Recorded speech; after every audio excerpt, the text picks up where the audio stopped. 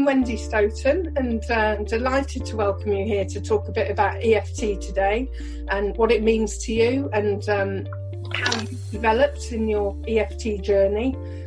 Well, first of all, thank you so much for having me and inviting me along for this wonderful opportunity to talk a little bit about more what I'm doing. I've been practicing EFT since 2003, but more recently, in fact, really quite recently in the scheme of things, I have set up FAST, which stands for Frontline Assistance for Stress and Trauma. And that has come about due to the COVID-19 crisis and the incredible need out there for more support for our healthcare and emergency services workers. So I started out on my own. I've now got 30 plus practitioners, all volunteering their time and their skills very generously to this project. And it's a really exciting journey, which goes along with the rest of my journey. That sounds amazing, and so so if we go right back to when you discovered EFT, how did you come across EFT, and what was your first response to hearing about it or learning it?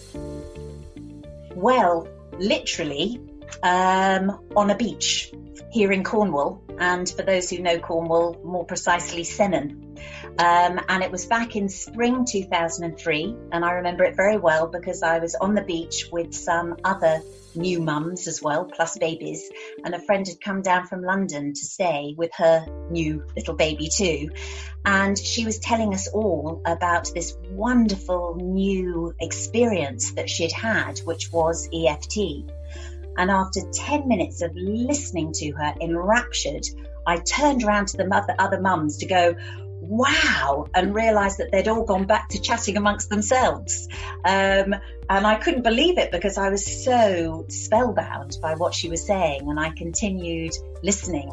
And really the rest is history, I suppose, on that one. That led you to go and train, and what was your experience during training? And well, training came a little bit later. First of all, I was very excited and very intrigued by EFT, by the idea of EFT. I'm also very aware that there's so much out there that you could take on board, but I've always been incredibly discerning about where I choose to put my energy and where I choose to develop my skills. And along with that, I do also trust little signs that come up. I call them my magic 3. And actually within 48 hours of that beach experience, I had heard about EFT on the radio, and I had come across an article about EFT in a magazine in a waiting room.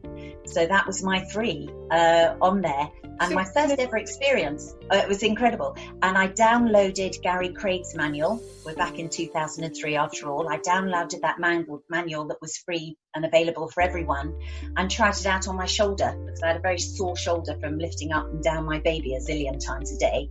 Yeah. And within 20 minutes, the pain had gone. Wow. So I was there and I was hooked on EFT, but it wasn't until a good couple of years later I was in a position to actually do some formal training.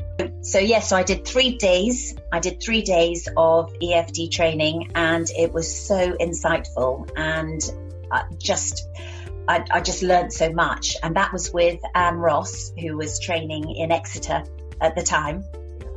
And so many experiences, but I do remember one. I remember I was partnered with a girl who was tapping on me with little butterfly wings, tiny butterfly wings. And I remember thinking, oh, for goodness sake, give it a bit of welly, because I was used to actually a bit of a firmer touch at that time. And I discovered that actually butterfly wings were perfect.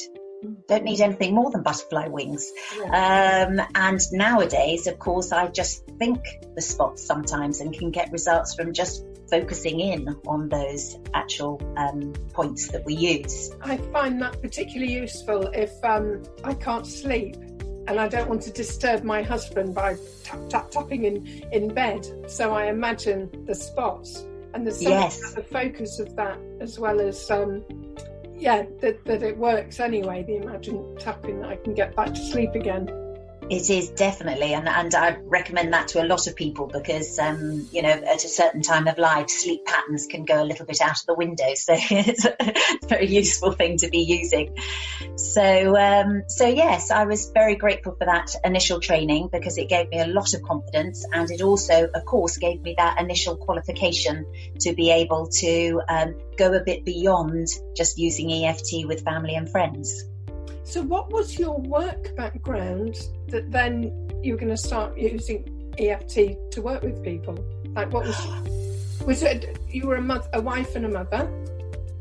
I was indeed. Well, my work background, actually, EFT, I incorporated it almost straight away into my work background.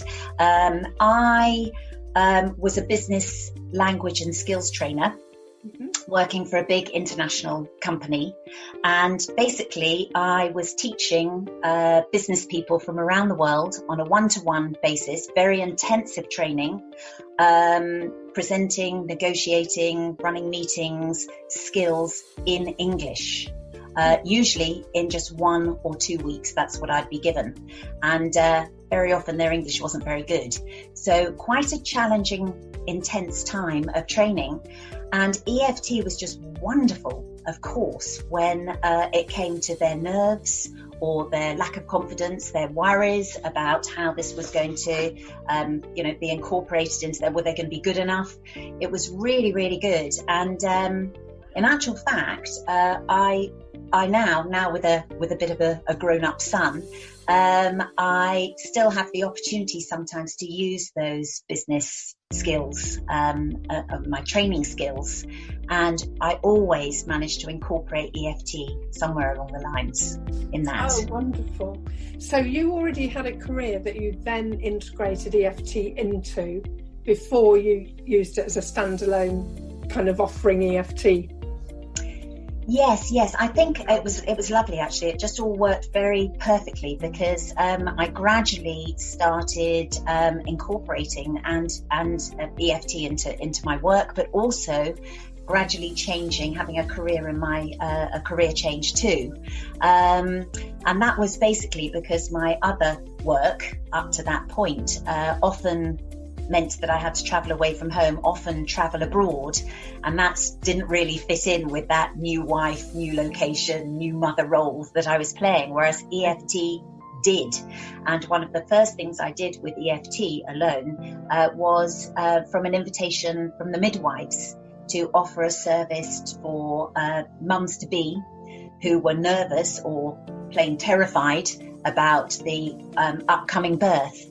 And that was an area that was very, very close to my heart because I had a lifelong phobia around anything to do with pregnancy and childbirth that I had to obviously get over. It's one of the reasons why I didn't have my son till I was 40. It took me a long time to work that out.